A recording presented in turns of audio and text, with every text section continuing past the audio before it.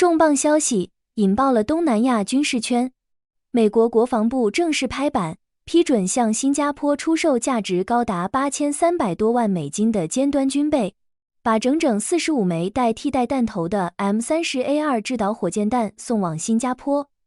大家可能会想，不就是几十枚火箭弹吗？新加坡缺这点钱吗？或者说，这点东西至于让邻居们坐立难安吗？很多人觉得，新加坡国土还没人家一个县大，买这些远程杀器干什么？其实，这正是新加坡的高明之处。在后 SG60 时代，他们很清楚，在这个碎片化且危险的世界里，靠嘴皮子是换不来安全的。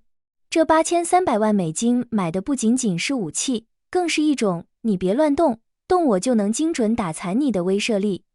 这种威慑是新加坡在动荡局势下为自己买的一份巨额平安险。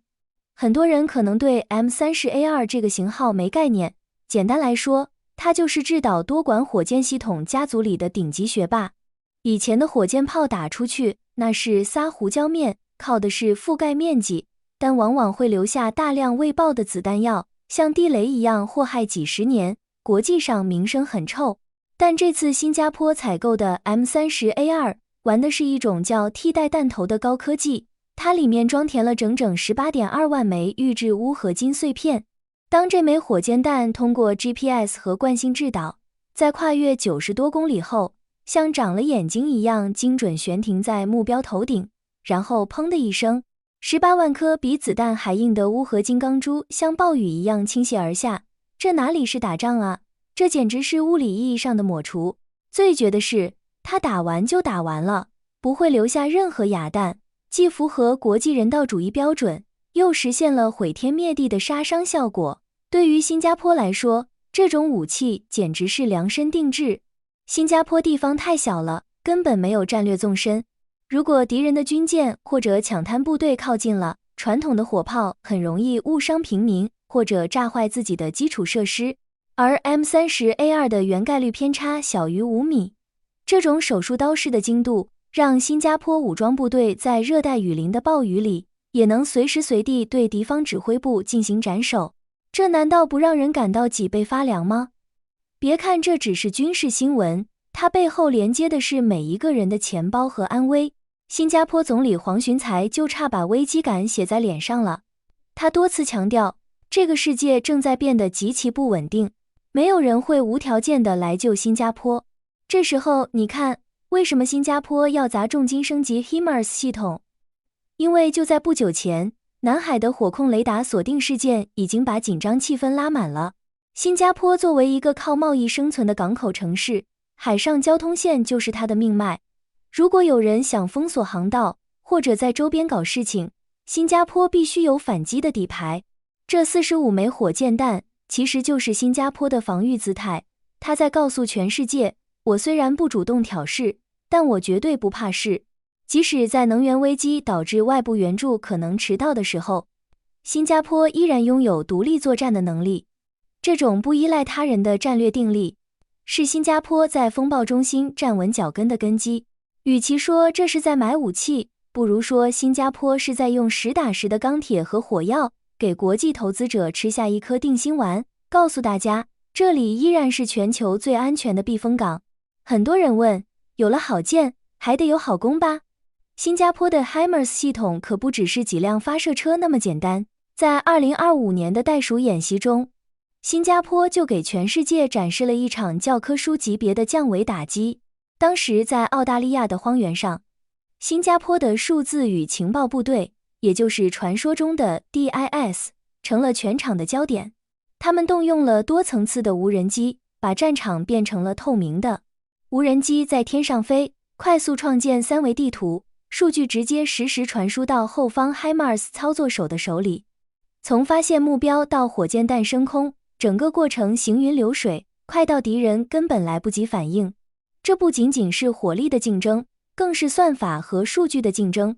更厉害的还在后面，这次采购的 M30A2 只是个开始，新加坡的发射器正在进行中期升级，未来他们可能配备射程超过500公里的精确打击导弹。想象一下，一个小岛国，它的火力覆盖范围竟然能横跨大半个海域，这种区域拒止能力让任何想打歪主意的人都得掂量掂量。这种传感器到射手的完美闭环，标志着新加坡已经从传统的机械化部队彻底转型成了能够打赢21世纪智能战争的顶尖力量。看到新加坡动作频频，周边的邻居们也没闲着。2026年的东南亚其实正在上演一场心照不宣的军备竞赛。印尼在普拉博沃的带领下，国防预算直接涨了 50%， 大买阵风战斗机。马来西亚也在拼命补齐自己的防空漏洞，大家都在扩充军备，氛围看起来似乎挺紧张的，对吧？但有趣的是，新加坡在买武器的同时，防务外交也玩得飞起。他们前脚刚买了火箭弹，后脚就和印尼陆军高层在雅加达喝咖啡谈合作，还一起搞联合演习。这就是新加坡的智慧，我变强是为了保护自己，不是为了欺负你。这种透明、成熟的防御政策反而赢得了一种微妙的平衡。新加坡的军购案在邻居眼里更像是一种必要的武装，而不是挑衅的开端。